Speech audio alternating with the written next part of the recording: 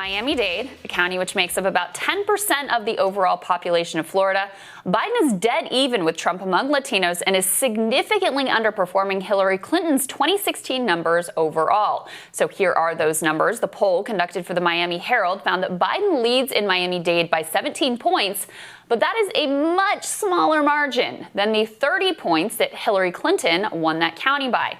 The main reason appears to be massive erosion among Latinos. In fact, 2/3 of poll respondents who chose to conduct their interview in Spanish actually preferred Trump. And as I'm writing this, a new NBC News Marist poll of Florida just dropped with Biden and Trump tied up in the Sunshine State. The reason for Biden's poor performance, according to senior political editor Mark Murray, a huge underperformance among Latinos. In fact, in this poll, Trump leads the Florida Hispanic vote by 4 points.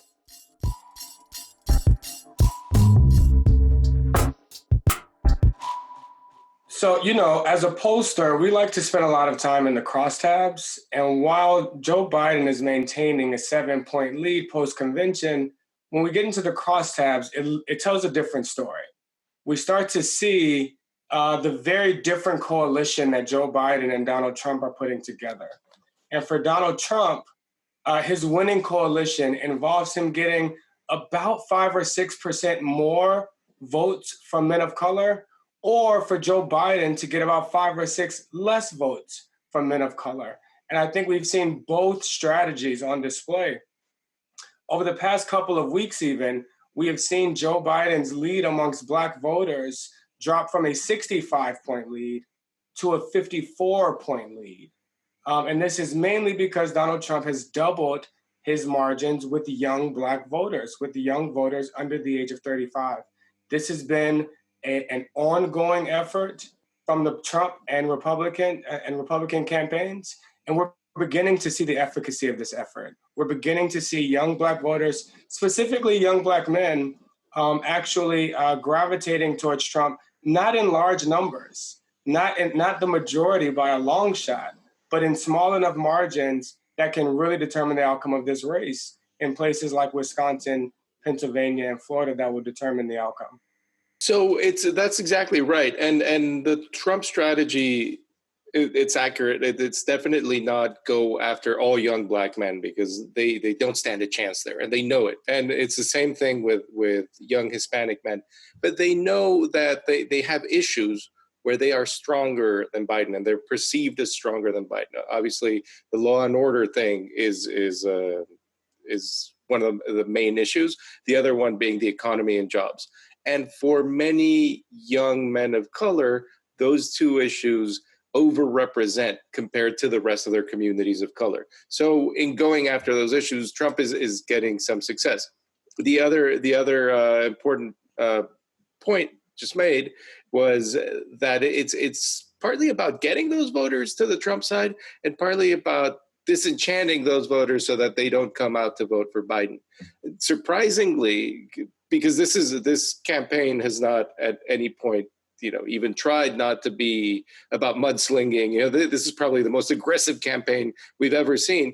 But surprisingly, sort of the issues side is the positives are right now outweighing the negative campaigning. I don't know if that will hold, but it's not something anybody would have expected when this campaign started. But on the issues, I think this is important because the number one issue that we have seen for Black voters in general, but for young Black voters in particular, is racism. I mean, overwhelmingly.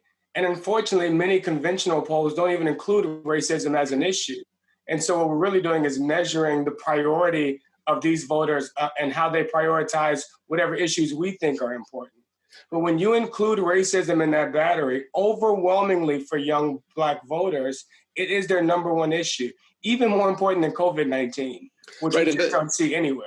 And that speaks to what Biden can do to counteract Trump's activity. Because if racism does, in fact, trend higher among every group of color and among young men of color specifically, then jobs or then law and order, then that's a place where Biden can put out an issues-based message to try to attract some of those people back or to attract them to vote at some point.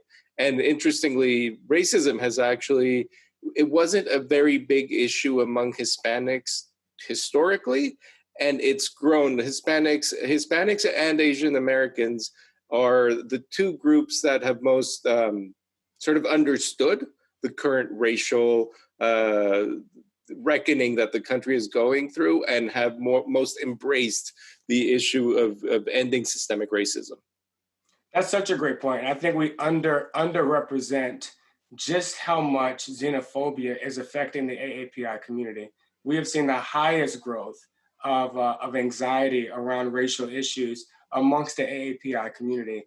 And I do think that Joe Biden and Democrats have a unique story to tell about race relations in this country.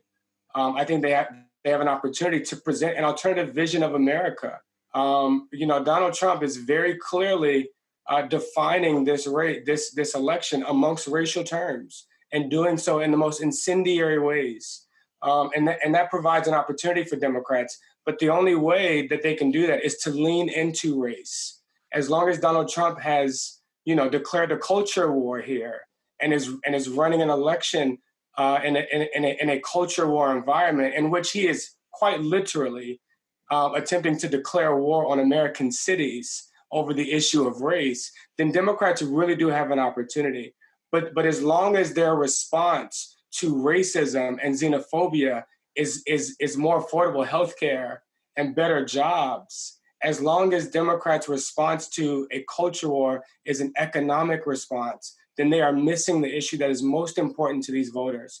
And the place that we see that most expressed is in this question we asked. 86% of Black men believe that it is very important for the next president to improve race relations, but only 21% of those Black men believe that Joe Biden will improve race relations.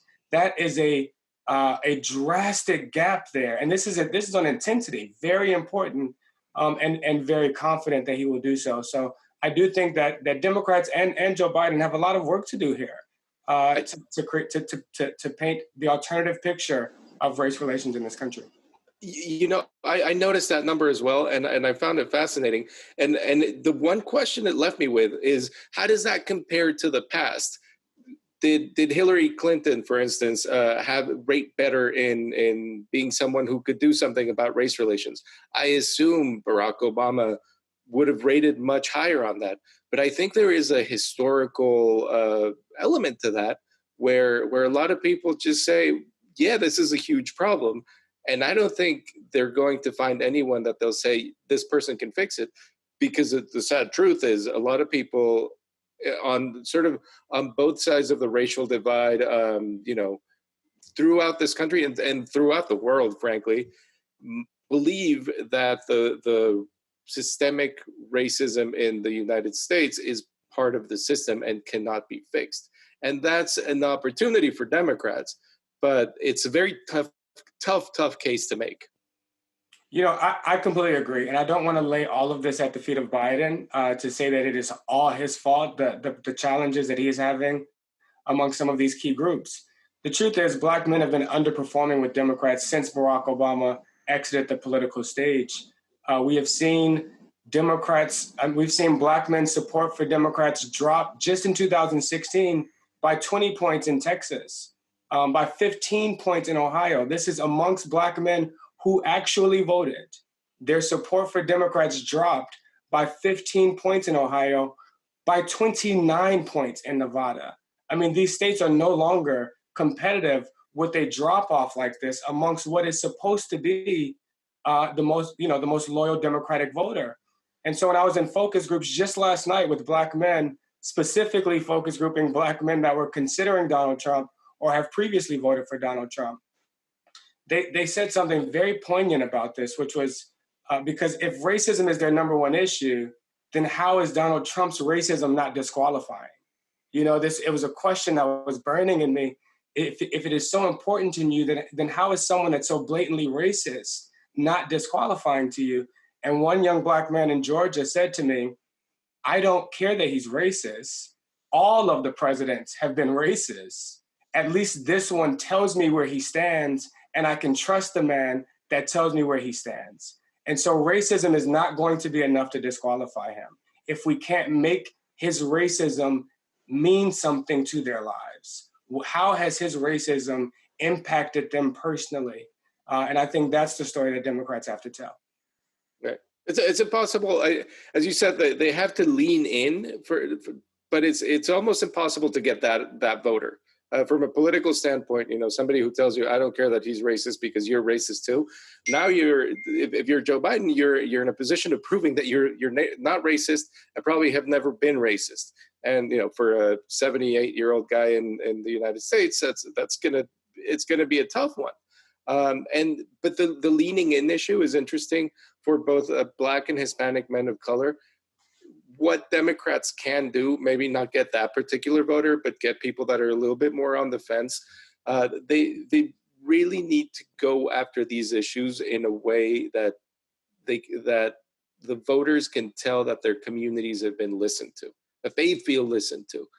With Latinos, for instance, the immigration issue, sure, it polls like fourth or fifth, and especially among young people who are third or fourth generation, it's not that big. But it is kind of the issue that makes politicians sound like they're listening to a particular community, in this case, a Latino community. If a politician says, we have made mistakes about immigration in the past, and these are the mistakes that Republicans have made, that's an easy one. If it's Joe Biden, and these are the mistakes that Democrats have made. And in Joe Biden's case, that the Obama administration mismanaged immigration in A, B, and C ways. That is a message that can start to shave off a little bit of those groups that are either on the fence about voting or on the fence about voting for Trump. Rafael, I completely agree with you, that leaning into a message of racism has to start with an acknowledgement of fault and of wrong. I don't agree that those Black men are not convertible. I still think that they are our voter because we are on the right side of all of their issues. I do think that when he says that all presidents are racist, he's talking about a system, right? He's not talking about individual men. He's talking about a system of racism. And I think you're absolutely right.